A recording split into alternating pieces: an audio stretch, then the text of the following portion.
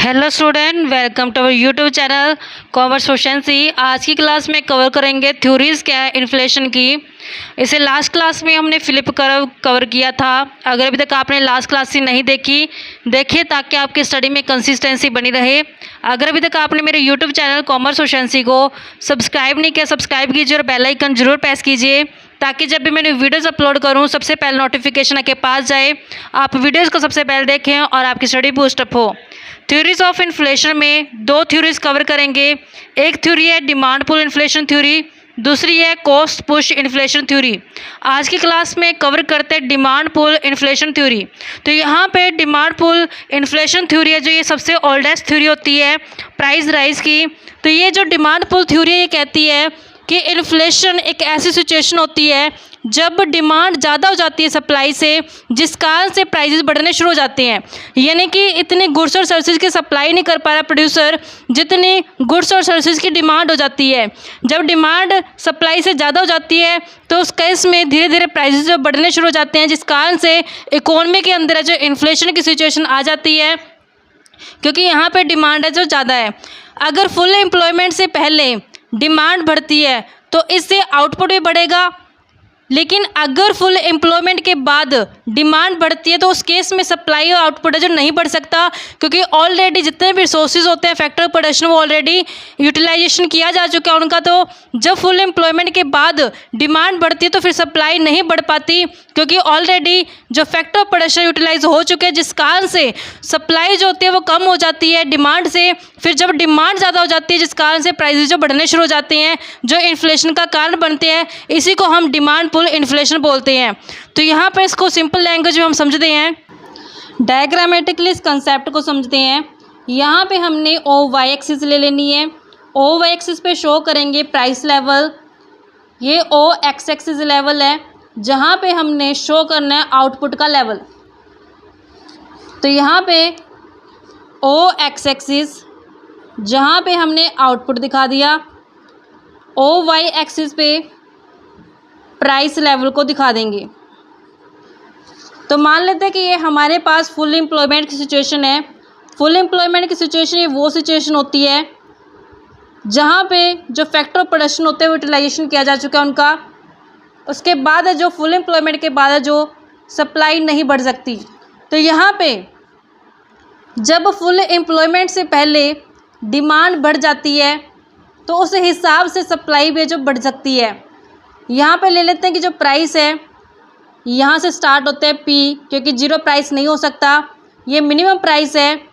Minimum price पे मान लेते हैं इस केस में कि जो कंज्यूमर है, कंज्यूमर ने डिमांड की है गुड्स और सर्विसेज की। तो जैसे कंज्यूमर ने डिमांड की गुड्स और सर्विसेज की तो फुल एम्प्लॉयमेंट सिचुएशन से पहले सप्लाई है जो गुड्स और सर्विसेज की बढ़ाई जा सकती है, क्योंकि यहाँ पे अभी तक का जो रिसोर्सेज का प्रॉपर यूटिलाइजेशन है जो नहीं किया जा सका। अब यहाँ पे जैसे डिमांड बढ़ी वैसे सप्लाई बढ़ जाएगी, यानी कि जो आउटपुट का लेवल है वो इंक्रीज़ हो जाएगा, जिस कारण से एम्प्लॉयमेंट जनरेट हो जाएगी। सप्लाई कर्व ड्रॉ करते हैं, ये हमारे पास सप्लाई कर्व है। तो जैसे जैसे डिमांड बढ़ती जाएगी वैसे वैसे सप्लाई है जो स्टार्टिंग में बढ़ती जाएगी, लेकिन सिर्फ ये तब तक बढ़ेगी जब तक है जो फुल एम्प्लॉयमेंट की सिचुएशन अचीव नहीं हो जाती। यानी कि यहाँ तक है जो फुल एम्प्लॉयमेंट तक है सप्लाई बढ़ती जाएगी जैसे जैसे डिमांड है जो बढ़ेगी। मान लेते हैं कि जो डिमांड है स्टार्टिंग में वो यहाँ पर ड्रॉ कर लेते हैं कि D1 डिमांड है। D1 डिमांड से बढ़ के शिफ्ट कर गई अपवर्ड डिमांड। तो यहाँ पे स्टार्टिंग में D1 डिमांड कर्व था, जब डिमांड बढ़ी तो शिफ्ट करके D2 हो गई है। तो इसका इफ़ेक्ट क्या हुआ कि जैसे यहाँ पे आउटपुट इतना प्रोड्यूस किया गया था, जैसे डिमांड बढ़ी आउटपुट है जो बढ़ा दिया गया। तो यहाँ पे मिनिमम प्राइस के ऊपर जैसे ही डिमांड बढ़ती है गुड्स और सर्विसेज की, वैसे ही डिमांड के बढ़ने के साथ सप्लाई है जो गुड्स की वो बढ़ गई है। ऐसे एग्जांपल लेते हैं कि अगर इसके बाद डिमांड और बढ़ जाती है गुड्स और सर्विसेज की, उस केस में कैसे करेंगे। मान लेते हैं कि डिमांड है जो शिफ्ट कर गई, यहाँ पे हम ले लेते हैं D3 और D4 को। जो डिमांड है इस तरीके से हम इसको ले लेते हैं कि डिमांड करो यहाँ पे D3 है, शिफ्ट हो गया ये डिमांड बढ़ के D4 की ओर, यानी कि D3 डिमांड कर बढ़ के D4 हो चुके हैं। रिज़ल्ट क्या हुआ कि जैसे डिमांड बढ़ी वैसे ही आउटपुट बढ़ गया। तो यहाँ पे आउटपुट और ये इसका प्राइस लेवल है। जैसे डिमांड D3 से बढ़ के D4 हुई तो वैसे ही आउटपुट है जो गुड्स और सर्विसेज का बढ़ गया, यहाँ पे आउटपुट बढ़ गया। लेकिन दूसरी तरफ जो प्राइस है गुड्स और सर्विसेज के, वो प्राइस भी क्या आ चुके हैं, बढ़ चुके हैं। तो यहाँ पे हम देख सकते हैं सिंपल सी लैंग्वेज में कि फुल एम्प्लॉयमेंट से पहले वाली सिचुएशन समझते हैं कि जैसे स्टार्टिंग में पहले डिमांड D1 से शिफ्ट होकर के D2 हुई थी, तो रिज़ल्ट क्या हुआ था कि जो आउटपुट था वो OM से बढ़ के OM1 हो गया था। लेकिन प्राइस यहाँ पे कांस्टेंट रहा था, प्राइस के अंदर कोई चेंजेस नहीं हुआ था। लेकिन जैसे डिमांड D3 से शिफ्ट होकर के D4 गई है, आउटपुट है जो M2 से बढ़ के M3 हो चुका है। लेकिन जैसे ही डिमांड बढ़ी वैसे प्राइजेस भी क्या आ चुके हैं, अप हो चुके हैं। तो यहाँ पे प्राइजेस जो P1 से शिफ्ट होकर के P2 जो हो चुके हैं। अगर इसके बाद भी डिमांड है जो कंटिन्यू इंक्रीज़ होती जाती है तो उससे क्या होगा कि फुल एम्प्लॉयमेंट के बाद जो सप्लाई ऑफ गुड्स और सर्विसेज नहीं बढ़ पाएगी, जिस कारण से इन्फ्लेशन आ जाएगी। समझते इस कॉन्सेप्ट को। अगर डिमांड है शिफ्ट हो जाती है इसके बाद भी फर्दर, मान लेते हैं कि डिमांड यहाँ से D5 से शिफ्ट होकर के D6 हो चुकी है, यानी कि डिमांड ऑफ गुड्स और सर्विसेज क्या हो चुकी है, इंक्रीज़ हो चुकी है। तो यहाँ पे जैसे डिमांड D5 से बढ़ के D6 शिफ्ट हुई है, तो रिज़ल्ट क्या हुआ कि ये जो सिचुएशन है ये फुल एम्प्लॉयमेंट वाली सिचुएशन है। जब फुल एम्प्लॉयमेंट वाली सिचुएशन अचीव हो जाती है उसके बाद जो सप्लाई ऑफ गुड्स नहीं बढ़ पाती, क्योंकि यहाँ पे ऑलरेडी जो फैक्टर ऑफ प्रोडक्शन होते हैं वो यूटिलाइजेशन हो चुके हैं। इसके बाद जो सप्लाई ऑफ गुड्स क्या जाती है, कांस्टेंट हो जाती है। फुल एम्प्लॉयमेंट से पहले तो डिमांड के साथ सप्लाई बढ़ती गई है, लेकिन फुल एम्प्लॉयमेंट पे पहुँचते ही जो सप्लाई ऑफ गुड्स क्या आ चुके हैं, कांस्टेंट हो चुके हैं। क्योंकि इसके बाद जो सप्लाई ऑफ गुड्स है जो नहीं इंक्रीज़ हो सकती, क्योंकि ऑलरेडी फैक्टर ऑफ प्रोडक्शन का जो यूटिलाइजेशन किया जा चुका है। तो रिज़ल्ट क्या होगा इसका कि जैसे ही डिमांड शिफ्ट की है D5 से D6 की ओर, तो वैसे ही जो प्राइस होगा गुड्स का वो क्या आ चुका है, यहाँ पे इंक्रीज़ हो चुका है। तो यहाँ पे प्राइस है जो गुड्स का पहले D5 के ऊपर जो प्राइस था गुड्स का वो था P3। जैसे ही डिमांड शिफ्ट करके D6 की ओर गई वैसे ही प्राइस बढ़ के P4 हो चुका है। लेकिन यहाँ पे जो आउटपुट है उस आउटपुट के अंदर कोई भी चेंज है जो नहीं आ पाया, गुड्स की सप्लाई के अंदर जो कोई भी चेंज नहीं आ पाया, जिस कारण से अब यहाँ पे सिचुएशन क्या अराइज हो चुकी है। अगर हम सिंपल लैंग्वेज में इसको समझें कि यानी जैसे ही कंज्यूमर ने गुड्स की डिमांड को बढ़ाया तो यहाँ पे सिचुएशन आती है फुल एम्प्लॉयमेंट से पहले और फुल एम्प्लॉयमेंट के बाद। फुल एम्प्लॉयमेंट से पहले और बाद क्या हुआ, फुल एम्प्लॉयमेंट से पहले जैसे डिमांड बढ़ी वैसे वैसे जो आउटपुट का लेवल था वो बढ़ता गया, जिससे लोगों को रोज़गार मिला, एम्प्लॉयमेंट बढ़ती गई। लेकिन जैसे फुल एम्प्लॉयमेंट के बाद की सिचुएशन आई तो यहाँ पे ऑलरेडी जो फैक्टर ऑफ प्रोडक्शन थे वो यूटिलाइजेशन हो चुका था उनका, जिस कारण से जैसे ही डिमांड गुड्स की बढ़ी वैसे सप्लाई गुड्स की वो नहीं बढ़ पाई, जिसका रिजल्ट क्या हुआ कि यहाँ पे जो प्राइजेस थे गुड्स के वो बढ़ने शुरू हो गए। क्योंकि जैसे ही गुड्स की डिमांड ज़्यादा हो जाती है सप्लाई से, तो इस केस में प्राइजेस बढ़ने शुरू हो जाते हैं, जिससे इन्फ्लेशन की सिचुएशन है जो अराइज हो जाती है, यानी कि इकोनॉमी के अंदर जो महंगाई आ जाती है। तो ये एक्सप्लेनेशन कहती है डिमांड पुल इन्फ्लेशन थ्योरी। क्योंकि यहाँ पे इन्फ्लेशन किस चीज़ के कारण आई है, डिमांड पुल के कारण, कि डिमांड क्या होती जा रही है, बढ़ती जा रही है, जिस कारण से इकोनॉमी के अंदर इन्फ्लेशन की सिचुएशन अराइज हो गई है।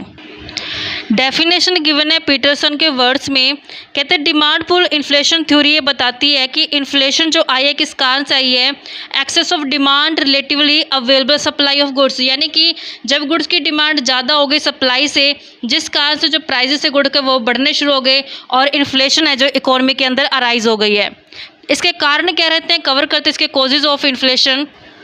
सबसे पहला कारण रहता है डिमांड पुल इन्फ्लेशन थ्योरी का कि क्वांटिटी थ्योरी ऑफ मनी, यानी कि यहाँ पे कहते हैं इस थ्योरी के हिसाब से जब फुल एम्प्लॉयमेंट के बाद जैसे ही क्वांटिटी ऑफ मनी बढ़ती है वैसे ही प्राइसेस जो बढ़ने शुरू हो जाते हैं। क्योंकि फुल एम्प्लॉयमेंट के बाद जब सप्लाई ऑफ मनी बढ़ जाती है तो वैसे वैसे ही वैल्यू ऑफ मनी डाउन होनी शुरू हो जाती है। क्योंकि ऑलरेडी लोगों के पास फुल एम्प्लॉयमेंट थी, वो ऑलरेडी फैक्टर ऑफ प्रोडक्शन जो प्रॉपर तरीके से यूटिलाइजेशन हो रहा था उनका। अगर उसके बाद भी इकोनॉमी के अंदर सप्लाई ऑफ मनी बढ़ाई जाती है तो उसका जो एडवर्स इफेक्ट पड़ता है इकोनॉमी के अंदर, जिससे जब सप्लाई ऑफ मनी बढ़ जाती है, लोगों की परचेजिंग पावर बढ़ जाती है, वैल्यू ऑफ मनी डाउन चली जाती है, लोगों के पैसे की कदर है जो कम हो जाती है, जिस कारण से जनरल प्राइस लेवल जो बढ़ना शुरू हो जाता है, जो कारण रहते हैं महंगाई के आने का। नेक्स्ट रीज़न रहता है केन्जियन थ्योरी। केन्जियन थ्योरी कहती है कि जैसे ही डिमांड ज़्यादा हो जाती है सप्लाई से, तो ये इन्फ्लेशन का जो कारण बनते हैं, प्राइसेस जो बढ़ने शुरू हो जाते हैं। अभी यहाँ पे कहते हैं कि जो एग्रीगेट डिमांड के अंदर किसको शामिल किया जाता है, एग्रीगेट डिमांड के अंदर टोटल आ जाती है एक्सपेंडिचर हो चाहे वो इन्वेस्टमेंट हो। तो यहाँ पे एग्रीगेट डिमांड के अंदर दोनों को शामिल करेंगे, एक्सपेंडिचर्स को भी और इन्वेस्टमेंट एक्सपेंडिचर्स को भी। तो यहाँ पे कहते हैं जब कंजप्शन एक्सपेंडिचर की जाती है, जब इन्वेस्टमेंट की जाती है, या फिर दोनों ही किए जाते हैं, जो प्राइस के राइज होने का कारण बनते हैं, यानी कि महंगाई का कारण बनते हैं। नेक्स्ट होता है modern quantity theory of money. जो ये थ्योरी है ये मिल्टन फ्रीडमैन ने दी थी। कहते हैं इस थ्योरी के हिसाब से जो मेन कारण रहता है डिमांड पुल इन्फ्लेशन थ्योरी का, वो रहता है रीज़न कि यहाँ पे excessive increase in supply of money compare to its demand, यानी कि जितनी लोगों को मनी की डिमांड थी उससे ज़्यादा मनी की सप्लाई जब इकोनॉमी के अंदर हो जाती है, जिस कारण से जो इन्फ्लेशन अराइज हो जाती है। क्योंकि जितने क्वांटिटी ऑफ मनी चाहिए लोगों को, अगर उससे ज़्यादा क्वांटिटी ऑफ मनी सप्लाई कर दी जाती है, जिस कारण से वैल्यू ऑफ मनी डाउन चली जाती है। वैल्यू ऑफ मनी डाउन जाने से जो जनरल प्राइस लेवल है जो अप होना शुरू हो जाता है, बढ़ना शुरू हो जाता है, जिस कारण से जो इकोनॉमी के अंदर इन्फ्लेशन की सिचुएशन है जो अराइज हो जाती है। नेक्स्ट कंसेप्ट बनता है इन्फ्लेशनरी गैप। तो यहाँ पे हम इसको समझेंगे डिमांड पुल थ्योरी के साथ टच करके। यहाँ पे जो ये कंसेप्ट है कहता इन्फ्लेशनरी गैप है, जो लॉर्ड केन्स द्वारा दिया गया, एक्सप्लेन किया गया है। तो यहाँ पे आर्टिकल दिया गया था हाउ टू पे फॉर द वार 1940 में, ये आर्टिकल लिखा गया था। लॉर्ड केन्स ने एक्सप्लेन किया डिमांड पुल इन्फ्लेशन को in the form of inflationary gap, यानी कि इन्फ्लेशनरी गैप की हेल्प से डिमांड पुल इन्फ्लेशन थ्योरी का जो लॉर्ड केन्स ने एक्सप्लेन किया कि जो ये कंसेप्ट है इन्फ्लेशनरी गैप का, ये रेफर करते हैं, यानी कि क्या बताते हैं एक्सेस ऑफ एंटिसिपेटेड एक्सपेंडिचर। कहते हैं कि जो अनुमानित खर्चे ज़्यादा हो जाते हैं output at a base price, यानी कि जो आउटपुट होता है, जितना अवेलेबल आउटपुट होता है बेस प्राइस से, उससे ज़्यादा खर्चे हो गए हैं, जिस कारण से इन्फ्लेशन आया है। यानी कि डिफरेंस होता है, किसका डिफरेंस होता है, total income of the society और monetary value of available goods and services और इन द बेस ईयर्स, या फिर इसको टोटल एक्सपेंडिचर बोलते हैं।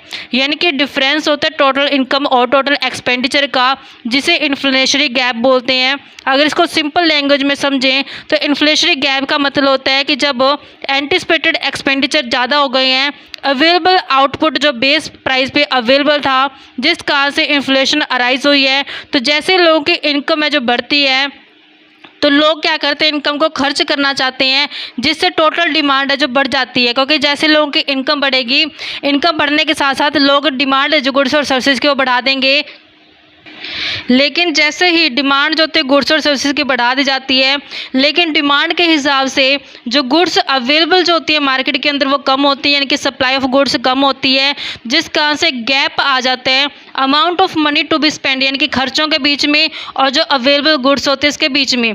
यानी कि जब डिमांड ज़्यादा हो जाती है सप्लाई से, जिस कारण से इन्फ्लेशनरी गैप है जो अराइज होता है, जिसका कारण क्या रहता है कि जैसे ही डिमांड बढ़ेगी सप्लाई से, तो प्राइस क्या होना शुरू हो जाएंगे, बढ़ने शुरू हो जाएंगे, प्राइस जो राइज हो जाएंगे। जो ये गैप होता है इस कारण से इसको इन्फ्लेशनरी गैप बोलते हैं, क्योंकि इन्फ्लेशन का कारण बनता है।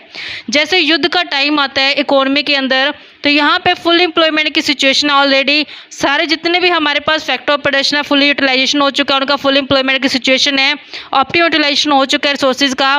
तो जब वार टाइम पे इकोनॉमी के अंदर फुल एम्प्लॉयमेंट लेवल पे इनकम है जो लोगों की बढ़ जाएगी, जिस कारण से फिर वो अपनी कंजप्शन है जो गुड्स और सर्विसेज की बढ़ाएंगे। लेकिन रिजल्ट क्या होता है कि जैसे लोगों की इनकम बढ़ी वैसे उन्होंने डिमांड तो बढ़ा दी, लेकिन वार टाइम होने के कारण गवर्नमेंट ने क्या किया, जो फैक्टर ऑफ प्रोडक्शन थे उन फैक्टर ऑफ प्रोडक्शन का इस्तेमाल गवर्नमेंट ने वॉर मटेरियल के लिए कर दिया। अब यहाँ पे जो लोगों को गुड्स चाहिए थी वो अवेलेबल गुड्स क्या हो जाएंगी, कम हो जाएंगी, क्योंकि यहाँ पे जिन फैक्टर ऑफ प्रोडक्शन का इस्तेमाल करके गुड्स और सर्विसेज प्रोड्यूस करनी थी, वो फैक्टर ऑफ प्रोडक्शन तो किस लिए इस्तेमाल कर लिए, वॉर मटेरियल को बनाने के लिए, जिस कारण से जो सप्लाई ऑफ गुड्स होती है वो कम हो जाती है एज़ कम्पेयर टू डिमांड। जिस कारण से प्राइजेस बढ़ते हैं और प्राइजेस बढ़ने के कारण जो इन्फ्लेशन आता है जिसे इन्फ्लेशनरी गैप बोलते हैं। तो यहाँ पे difference between the quantity of money to be spend on consumption goods and the actual availability of such goods is called inflationary gap. यानी कि जो डिफरेंस आता है क्वांटिटी ऑफ मनी जो स्पेंड करें यानी कि जो कंजप्शन होती है और जो गुड्स अवेलेबल होती हैं उसे इनका जो गैप आता है यानी कि खर्चों का और अवेलेबल गुड्स का जो गैप होता है उसे इन्फ्लेशनरी गैप बोलते हैं। ये एक्सप्लेन किया गया लॉर्ड केन्स के द्वारा in the context of demand pull inflationary theory के हिसाब से। डेफिनेशन दी गई है in the words of Kurihara, कहता है जैसे ही एंटिसिपेटेड एक्सपेंडिचर ज़्यादा हो जाती हैं अवेलेबल आउटपुट बेस प्राइस पे जो अवेलेबल होता है आउटपुट जिस कारण से इन्फ्लेशन आता है उसे इन्फ्लेशनरी गैप बोलते हैं। यानी कि एंटिसिपेटेड एक्सपेंडिचर ज़्यादा हो गए हैं available goods at a base price के ऊपर जिस कारण से इन्फ्लेशन है। इसको एग्जांपल की हेल्प से समझते हैं अब हम। जैसे कि यहाँ पे सिंपल से एक एग्जांपल दिया हुआ है। सबसे पहले नेशनल इनकम मान लेते हैं कि जो नेशनल इनकम है वो 1800 है, तो जो ये नेशनल इनकम है इसके ऊपर टैक्स लगाया जाएगा। मान लेते हैं कि जिसके ऊपर टैक्स लगे वो 400 हो गए हैं, तब डिस्पोजेबल इनकम कितनी रह गई है 1800 में से 400 टैक्स दे के 1400 रुपये बच गए हैं। अब ये 1400 रुपये जो क्या कहलाएंगे, ये 1400 डिस्पोजेबल इनकम कहलाएंगे। अब यहाँ पे कहता है ग्रोस नेशनल आउटपुट जो मान लेते कि प्री इन्फ्लेशन प्राइस पे मान लेते कि 1500 पड़ा है। अब यहाँ पे जो ग्रोस नेशनल आउटपुट है वो 1500 है। ये ध्यान रखना बच्चों, ये इनकम है, ये प्रोडक्ट है यानी कि आउटपुट है। तो यहाँ पे जो ग्रोस नेशनल आउटपुट 1500 था उसमें से वॉर के टाइम पे जो परचेज़ की वो 300। अब 1500 में से 300 तो गवर्नमेंट ने परचेज़ कर ली वॉर परचेज़ के लिए, जिसमें से अब कितनी अवेलेबल रह गई पब्लिक के लिए 1200। अब यहाँ पे देखने लायक ये बात है कि लोगों के पास खर्च करने के लिए पैसा तो 1400 बच गया और ख़रीदने के लिए गुड्स सिर्फ कितनी बची है 1200। तब यहाँ पे देखा जाए तो गुड्स तो कम है जबकि लोगों के पास खर्चने के लिए पैसा ज़्यादा है। तब यहाँ पे जो डिफरेंस आएगा यानी कि जो डिफरेंस 1400 माइनस में 1200 ये जो 200 डिफरेंस आया है इसको इन्फ्लेशनरी गैप के नाम से बोलेंगे कि ये क्या कहलाएगा, इन्फ्लेशनरी गैप कहलाएगा। आई होप बच्चों आपको क्लियर हो गया होगा कि जो ये है हमारी ये पैसे की टर्म में है, ये हमारी गुड्स की टर्म में है। तो यहाँ पे पैसा किसके ऊपर खर्च किया जाएगा, गुड्स के ऊपर। अब खर्च तो ज़्यादा किया जा रहा है जबकि गुड्स अवेलेबल है जो कम है, जिस कारण से जो यहाँ पे डिफरेंस आ जाता है डिस्पोजेबल इनकम जो ज़्यादा है जबकि अवेलेबल आउटपुट कम है, तो गैप इन्फ्लेशनरी गैप कहलाएगा। डायग्रामेटिकली समझते हैं। ओ एक्स एक्सिस पे इनकम दिखाई गई है, ओ वाई एक्सिस पे एक्सपेंडिचर दिखाए गए हैं, जैसे कि कंजप्शन प्लस में इन्वेस्टमेंट प्लस में गवर्नमेंट एक्सपेंडिचर। जो ये हमारे पास ए एस है ये एग्रीगेट सप्लाई करो को डिनोट करता है। तो यहाँ पे जो ये ओ वाई लेवल है ये फुल एम्प्लॉयमेंट लेवल को जो शो करता है। फुल एम्प्लॉयमेंट लेवल के बाद है जो गुड्स ऑफ जो आउटपुट है गुड्स का, सप्लाई जो होती है गुड्स की वो नहीं बढ़ पाती। अब यहाँ पे मान लेते हैं कि प्लान जो किया गया है, प्लान क्या है कि जो एग्रीगेट डिमांड है वो इतनी हो सकती है। तो यहाँ पे प्लान की गई जो एग्रीगेट डिमांड वो इतने, जबकि एक्चुअल में एग्रीगेट डिमांड कितनी हो गई, AD- हो गई है। तो यहाँ पे प्लान तो इतने का किया था कि इतनी एग्रीगेट डिमांड होगी, जबकि एक्चुअल में जो एग्रीगेट डिमांड हुई है वो ज़्यादा हो गई है। तो जो यहाँ पे जो डिफरेंस है, जो गैप आया है, इस गैप को क्या बोलेंगे, इन्फ्लेशनरी गैप बोलेंगे। इस तरीके से बच्चे हमारे पास कंसेप्ट बनता था। आई होप कि आपको क्लियर हो गया होगा। नेक्स्ट क्लास में कवर करें इसकी next theory, cost push inflation theory. ऐसी रेगुलर क्लासेस के लिए आप मेरे यूट्यूब चैनल कॉमर्स प्रोficiency को सब्सक्राइब, लाइक और शेयर करें। बेल आइकन जरूर प्रेस करें ताकि जब भी मैंने वीडियोस अपलोड करूं सबसे पहले नोटिफिकेशन आपके पास जाए, आप वीडियोस को सबसे पहले देखकर आपकी स्टडी बूस्टअप हो।